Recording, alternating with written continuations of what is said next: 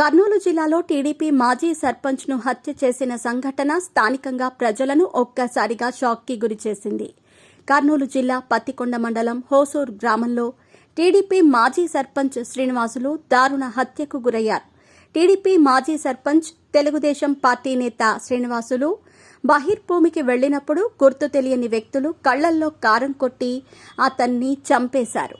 మాజీ సర్పంచ్గా పనిచేస్తున్న శ్రీనివాసులు ప్రస్తుతం తెలుగుదేశం పార్టీలోనే కొనసాగుతున్నారు.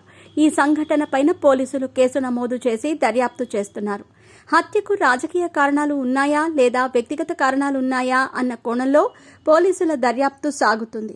అయితే తెలుగుదేశం పార్టీ నేత శ్రీనివాసులు హత్య కేసులో ఇప్పటికే ఆధారాలు సేకరించామని కర్నూలు జిల్లా ఎస్పీ బిందు మాధవ్ తెలిపారు. సంఘటనా స్థలాన్ని పరిశీలించిన ఆయన స్థానిక పోలీసులు సహా గ్రామస్తులతో మాట్లాడారు. ఈ రోజు సాయంత్రంలోపు నిందితులను పట్టుకుంటామని వెల్లడించారు.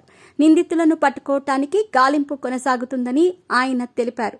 తలపై వెనుక నుంచి గొడ్డలితో నరికినట్టు గుర్తించామని, ఈ కేసులో అన్ని కోణాలలో విచారణ జరుపుతున్నామని తెలిపారు. ఇదిలా ఉంటే టీడీపీ నేత దారుణ హత్యపై మంత్రి నారా లోకేష్ తీవ్ర స్థాయిలో విరుచుకుపడ్డారు.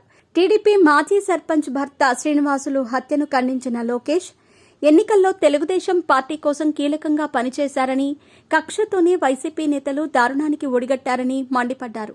ప్రజలు తిరస్కరించిన జగన్ అండ్ కో పాత పంథాను మార్చుకోవటం లేదని నిప్పులు చెరిగారు.